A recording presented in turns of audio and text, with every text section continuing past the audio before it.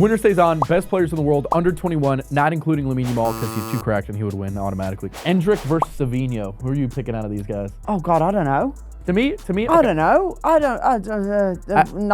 I don't know. Like Endrick's still like a child. I guess Savinho because he's proved that he could do it a little bit at Man City. I think Savinho, as a City fan, has been a little bit disappointing for me. It's a really tough City team to get lots of minutes in because of how stacked the depth is. I guess if we're talking just pure production over the course of their career so far, it's probably got to be Savinho. Yeah, I mean, Endrick was really mismanaged as well, wasn't he? Madrid paid a lot of money for him, and the thing is with like Madrid and young players is that this all roots back to the Neymar thing, man. Neymar chose Barca over Madrid, and ever since Madrid have been like, got to sign the best young player in Brazil, got to sign the best young player in Argentina. They didn't need Franco Mastantuono, but they signed him from River Plate and played him immediately at the Club World Cup. They didn't need him. Like Endrick, what was it, almost 3 years ago now? They didn't need him. Yeah. But they did it because it looked like he might go to Barcelona. I mean, they sent him back on loan for a year. They probably should have sent him somewhere on loan this year. They've kind of all done it belatedly, and honestly, I do wish him the best. I hope it goes well for him. All right, so we'll go for Savinho for that one. Savinho versus Alejandro Garnacho. Neither. You can't pick neither. You gotta pick one of them. I think Garnacho's a little bit underrated, to be honest. Yeah. I think people like to hate on Garnacho. I think the problem is that he looks a bit too much like Jamie Tart, which is really hurting his. There's not much aura in being like Jamie. By the way, I do watch Ted Lasso just because people think I'm like a full-time. That, yeah. No, Ted Lasso's good. Dude loves stories about friendship and etc. First 2 seasons of Ted Lasso are excellent. The third fell off for me a little bit. I didn't watch Beyond because I agree with you. I'd probably go Garnacho in that debate in that he is, I think, full of quality but doesn't quite put it together, and it just, you get a sense that it's almost there. And at some of his best moments, you think about a couple of winning goals for Manchester United, it's like, oh, this guy could be really good. Yeah. And I think he's got a higher ceiling than Savinho, and when you consider players under 21, you kind of have to consider ceilings rather than like the flashes of quality they've shown. Like it's a mixture of both, right? So I will go Garnacho. Yeah, okay. I think so too. He also suffered from like the United tax where everyone moves to Man United and sucks. And then you get out of there and all of a sudden your production is better, you're doing a little bit more on the pitch. The Chelsea move's even worse, isn't it, in a sense? But like, well, you're also moving to a team that has like 30 guys. Yeah, exactly. It's like you don't know anyone's name. It's like, oh, who do I pass the ball to? Is he on my team? I don't know. It's like, I imagine like there's so many comings and goings at Chelsea. Like my theory with Chelsea, I think their owners just really like trading. Yeah, they get like a little. You know how they're like American like capitalist bros? Yeah. I think they're just like, dude, like trading on the stock market. Our M&A deals have been up, skyrocketing through the roof. Yeah, exactly. But let's just do it with a 20-year-old Argentine. Yeah. Like, anyway. Garnacho has more career production than Savinho, so we'll go with him. All right, Alejandro Garnacho versus Kobbie Mainoo. Ceiling? Yeah, okay. You know what? For this one, we can go ceiling because neither of them have really achieved to their potential yet. That's tough. I mean, Mainoo and Garnacho had the exact same thing in that they had really good, like, a few month spells, right, at United. Yeah. And then Garnacho left. He got out of the hood. Yeah. But made it out the mud of Old Trafford. But Mainoo didn't. I think if Mainoo's used right, he could be unbelievable. I think he leaves, he could also be unbelievable. So we'll go Mainoo. Okay, yeah, I'm down with that. Kobbie Mainoo versus Warren Zaire-Emery. Dude, it's this is the problem, right? With being a youngster on a big team. Zaire-Emery should have been the hope of PSG, and then they signed Joao Neves. Yeah. What are you supposed to do there? Right. If you're not willing to give the young guys time to actually play and develop, utes, if you will, it's going to be tough. You're going to get loaned out. You're going to have to move to a smaller club to get more playing time. Zaire-Emery is the best PSG academy talent in years. Zaire-Emery. If you're liking the video so far, make sure you like, subscribe, and comment down below who you think the best under 21 player in the world is right now. That's not Lamine Yamal. All right, not Lamine Yamal. Because it's obviously him. Not. Warren Zaire-Emery versus Adam Wharton. Palace enjoyers, stand up. Oh my God. It's like I've got to cover the badge, haven't I, when I say this?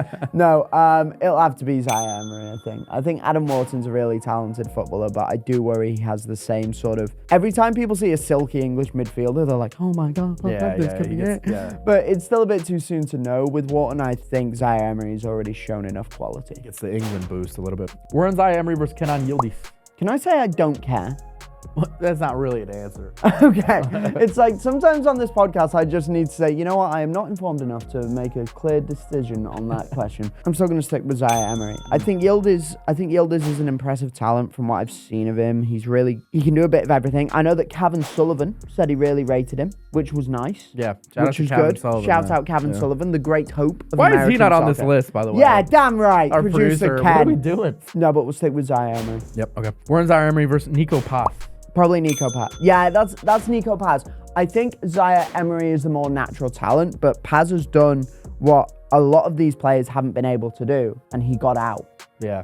The way Real Madrid a lot of the time manage young players is so clever. So the Nico Paz story is I think they sold him to Como for 5 million? Not very much, fact check, but not very much. And then they included, I think, a buyback clause so that they can, funnily enough, buy him back. Yeah, right. What they've basically done is sent Paz out on a glorified loan for as long as they want. I think the buyback clause lasts a few years as well. Yeah. Like it's what they did with Brahim Diaz. I reckon Paz can really properly develop into a top tier footballer and Madrid will probably buy him back next year. Yeah, no, that's smart. That is really smart from them. The bastards.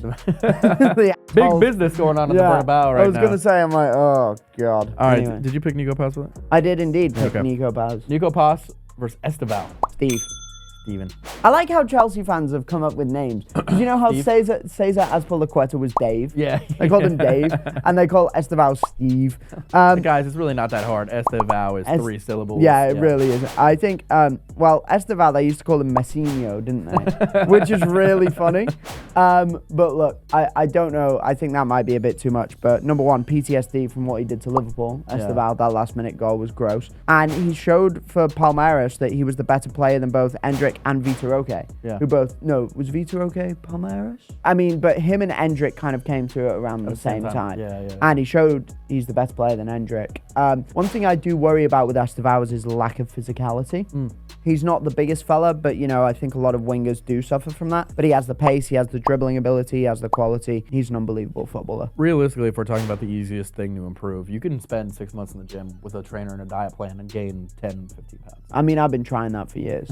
And you can see the gains, bro, on me right now. Chelsea has like 4 different training facilities for all their players, so you just got to pick one. I mean, yeah, you can probably... But then again, they've got so many players that, like, the training staff is probably told, it's like, you've got Joao Pedro today, and the training staff's just like... Who the hell that is? Who the is that? It's like, sir, it's your starting striker. All right. Esteban, okay, buddy, it says here you get an extra chicken breast today.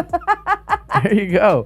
Does Esteban start over Neymar at the World Cup? Well, yeah, considering Neymar doesn't have about 4 ligaments in his knee. Yeah, he's missing a few. I mean, when you're missing bits of your knee, it's quite hard to play football. No, I think Esteban's got to be in the team, but it's Carlo Ancelotti, which means he hates children. He has a terrible record, doesn't he, with calling up young players. So I think if Neymar's fit, you've kind of got to play him, but I don't think Neymar will be fit enough. So we'll go with Esteban. And I think he might make more of a difference, to be honest. Yeah. Like, you need someone who can stretch the game a bit more, and Neymar does, for all of his brilliance, slow it down. Next up, we got Estevan versus Arda Güler. Oh, that's a tough one. That's a tough one. Both of these guys get reasonable. Wait. That's tough. I really rate Güler in the sense that for Madrid. So you ever watch Real Madrid, Corbin? On occasion. On occasion. So when you watch Real Madrid, you will realize that you have 5 attacking players who just can't be.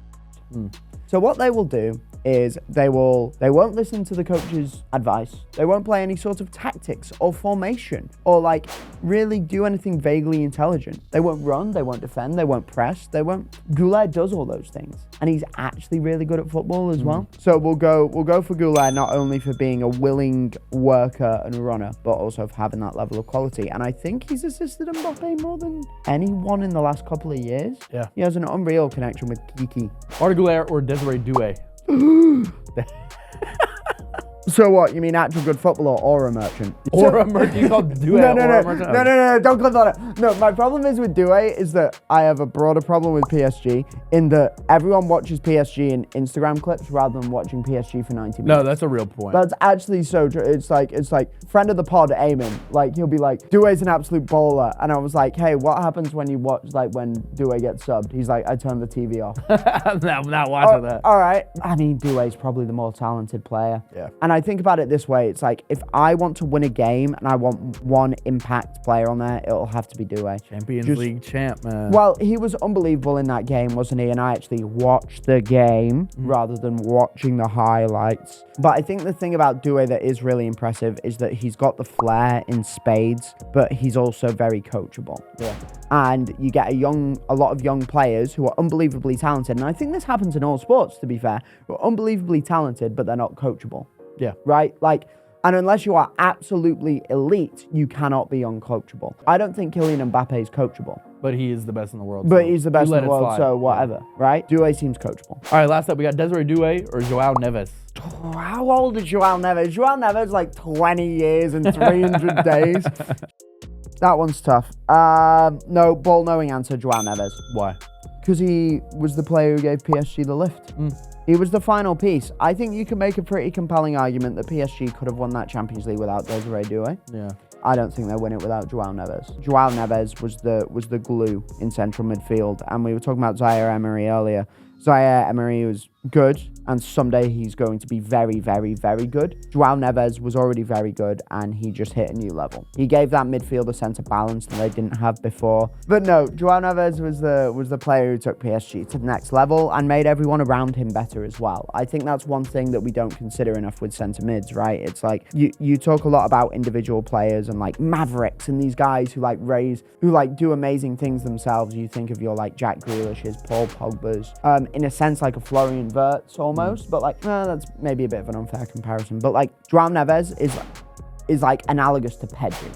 Yeah. He's the beating heart, and he makes everyone better as well. But anyway, yeah, João Neves. And it's the conclusion that he's the best player. He's the best. He's allegedly the best under-21 player besides Lamine Yamal in the world right now. I think that's a good take. Yeah, good job, Tom. Thank you, Corbin. If you liked the video, make sure you like, subscribe, and comment down below if you think we should do this again with older players.